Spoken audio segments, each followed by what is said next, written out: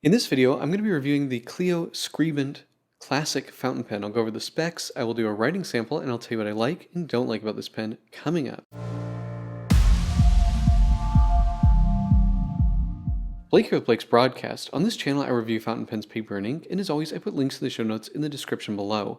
And if you haven't already, please hit that subscribe button, it really helps out my channel. Alright, let's get on with the review. This is the Cleo Skribent Classic fountain pen, and these are fountain pens that we do carry at the Paper Mind, and for Blake's Broadcast viewers and subscribers, you can get 10% off with code BB10 at checkout.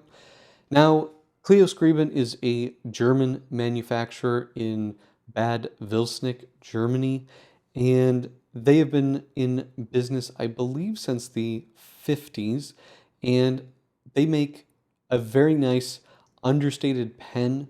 Out of the Cleo Skribents that I've had so far, this one is my favorite, and it has become a workhorse pen of mine. I brought this with me to Norway this year as well as to Alaska. It's been a great travel pen for me, and it's kind of a refreshing pen. I like this as sort of like a palette cleanser. It is a minimalistic tool that just works really well when you are using, a lot more wild and exotic looking pens. It's sometimes nice to have a break to something simple and easygoing, which is what I really like about these Cleo Skribent pens. Now, in terms of the specs here, they are available with steel and gold nibs. At the Paper Mind, I only carry the gold nib version. I think for a gold nib fountain pen, these do a really good job. They're $195, so under $200 for a gold nib fountain pen from Germany. And it is a piston filler. They are also available in cartridge converter, and they also have an option of metal caps and in either white or black resin. Now, walking through the pen, starting with the cap here, we have the Cleo Skribent finial in red here. It looks really nice. It is aligned with the clip, which I appreciate. And we have a clip ring here, which goes right up to the top of the finial there. And it sticks out, and you can see it kind of arcs down. It is a stamped sort of clip, so you can see it's kind of hollow underneath, and it sort of flares out towards the upper 2/3, and then it tapers down, and it is rounded. It's a pretty strong clip, overall pretty well made. Now, in typical German fashion, looking at the clip, which seems to be kind of a German thing, it's not really lined up in any way. It says Cleo and made in Germany. It is a threaded cap, and we have a piston window here with a little ring and then the threading, and then we have a nice long grip section here which tapers down. It does not flare out. There is a trim ring on the outer edge there, and then we have a gold nib. These nibs, I'm not sure who makes them. I asked Cleo, and they basically told me they don't make the nib and that it's either Bach or Jovo. You can see the feed here, but it's a really nice soft writing 14 karat gold yellow colored nib. And size-wise, this is very, very similar to a Mont Blanc Classique. The whole shape of it, including the grip section and the size of the nib, are basically identical, but this is a much more understated pen, which is partly why I like it. The fit and finish is excellent. There are no seams on the grip section or the body. There is a seam on the threading here, similar to what you would see on a Sailor fountain pen, but otherwise, it's something that's not going to interrupt the feel of the pen. You're not going to feel it because it's not on the section like a lot of other pens. Overall, fit and finish of these is excellent. It does post very nicely and securely. It's just a really nice, comfortable workhorse pen. And what I really like about this versus, the Classique is that you get the option of a piston or a converter. It's not only a converter cartridge situation. And the cartridge converter version takes standard international cartridges.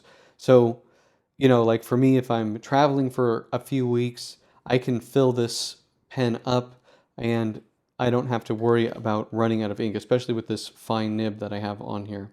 Now, in terms of size, it's roughly 140 centimeters, 140 millimeters rather. And in terms of length, uncapped, it's about 130. It's feeling very precise. And posted, about 156, 157. And in terms of the grip section, nice long grip section, like you get on a Mont Blanc Classique. 10.5 at the widest, and at the narrowest, just before that metal ring there, 8.3. So it tapers quite a lot. The barrel width, if you're interested in that, is roughly 12 millimeters. And in terms of the weight, it is 20.1 grams, and that's with some ink in it, and uncapped 13.36. Very comfortable, lightweight pen. It doesn't feel cheap, like it doesn't have that feeling of like a Lamy Safari. It feels solid in hand, but it's very, very comfortable because it isn't so heavy, and it's very well balanced in my hand. I can write for a very long period with this pen. So for the writing sample, I'm going to be using a Papermind Mitsubishi Bank Paper notebook. These notebooks are excellent with fountain pens, and for Blake's Broadcast viewers and subscribers, you can get 10% off with code BB10 at checkout. This is the Cleo Skribent Classic, not Classic F, and this is Aurora Black. I know it's boring, I use Aurora Black all the time, but it's such a good ink.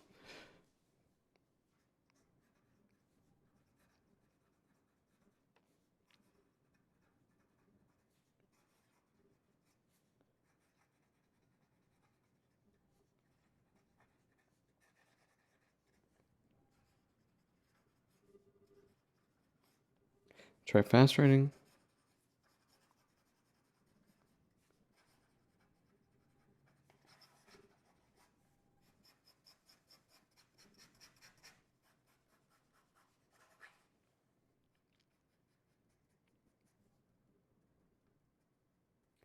Perfect performance. Like I said, this pen has been an awesome workhorse for me.